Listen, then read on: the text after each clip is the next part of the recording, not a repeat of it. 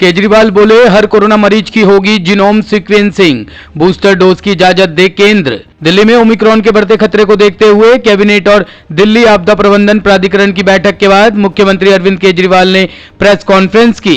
इसमें मुख्यमंत्री ने जानकारी दी कि ओमिक्रॉन के खतरे से लड़ने के लिए दिल्ली पूरी तरह से तैयार है। इसके साथ ही उन्होंने केंद्र से गुजारिश की कि वह राजधानी में बूस्टर डोज लगाने की इजाजत दे। केजरीवाल ने मुफ्त राशन वितरण को लेकर किए गए बड़े फैसले और टीचर्स यूनिवर्सिटी पर भी जानकारी दी।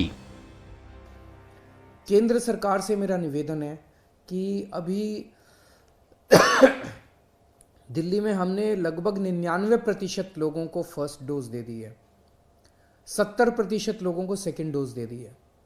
हम चाहते हैं कि अब बूस्टर डोज अलाउ की जाए। इस बारे में केंद्र सरकार परमिशन देता है, तो मेरी केंद्र सरकार से निवेदन है कि जो लोग 2 डोज ले चुके हैं उनको बूस्टर डोज देने की इजाज़त दी जाए, ताकि लोगों के अंदर लोग और सेफ हो सकें।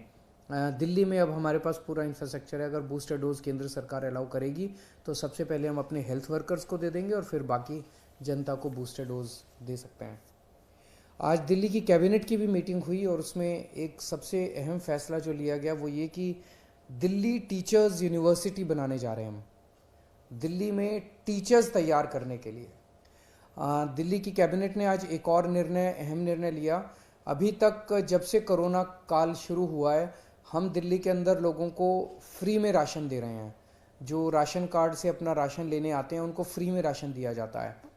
वो पीरियड ख़त्म हो गया था तो इसे 6 महीने के लिए और बढ़ाया जा रहा है।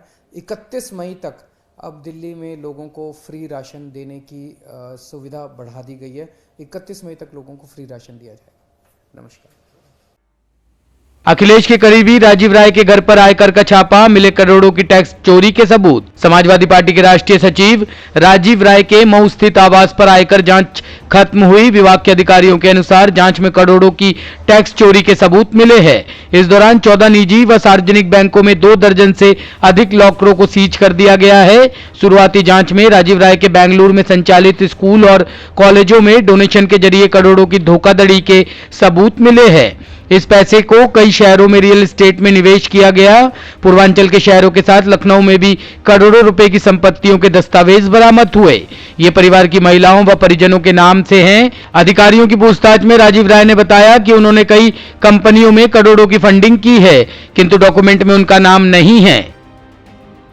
एसडीपीआई नेता की हत्या मामले में आरएसएस के 2 कार्यकर्ता गिरफ्तार। केरल पुलिस ने अलप्पुझा में एसडीपीआई नेता के.एस. चांद की कथित हत्या मामले में आरएसएस के 2 कार्यकर्ताओं को गिरफ्तार किया है। पुलिस का दावा है कि हत्या के पीछे बनाई गई योजना और साजिश में शामिल थे।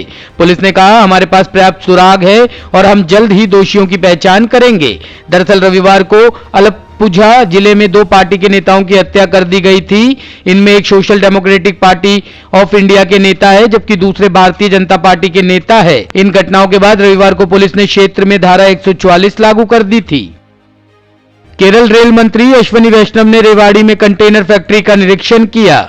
केंद्रीय रेल मंत्री अश्विनी वैष्णव ने कहा कि प्रधानमंत्री नरेंद्र मोदी के विजन अनुरूप रेल मंत्रालय छोटे व्यापारी, छोटे किसान व छोटे उद्यमियों के लिए सुगम साधन की व्यवस्था करने के लिए कृत संकल्प है। रेल मंत्रालय गति शक्ति विजन के तहत छोटे कंटेनर के माध्यम से किसानों व उद्यमियों को व्यापार की व्यवस्था सुगम तरीके से प्रदान करना सुनिश्चित कर रहा है, ताकि देश के किसी भी कोने का किसान व छोटा उद्यमी छोटे कंटेनर के माध्यम से अपनी फसल व अपने उत्पाद को एक स्थान से दूसरे स्थान पर बिक्री हेतु सुगमता से ले जा सके।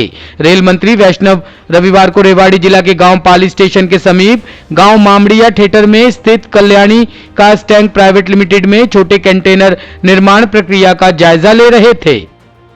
पाकिस्तान नाव में जब्त हुई 400 करोड़ की 77 किलो हेरोइन, 6 लोग गिरफ्तार। भारतीय तटरक्षक बल ने गुजरात आतंकवाद निरोधी दस्ते के साथ संयुक्त अभियान चलाकर गुजरात के तट पर भारतीय जल क्षेत्र में 6 चालक दल के सदस्यों के साथ एक पाकिस्तानी मछली पकड़ने वाली नाव अल हुसैनी को पकड़ा है।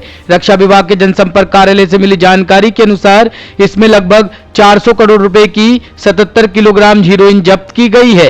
मिली जानकारी के अनुसार नाव को आगे की जांच के लिए गुजरात के कच्छ जिले में स्थित जाखू तट पर लाया गया है। आपको बता दें कि इस साल अप्रैल में भी तट तटरक्षक बल और एटीएस ने इसी तरह का ऑपरेशन किया था। 8 पाकिस्तानी नागरिकों और लगभग 150 करोड़ रुपए की 30 किलोग्राम हेरोइन को ले जा रही नाव को भारतीय जल क्षेत्र से पकड़ा था। ब्यूरो रिपोर्ट, टीम तफ्तीश न्यूज।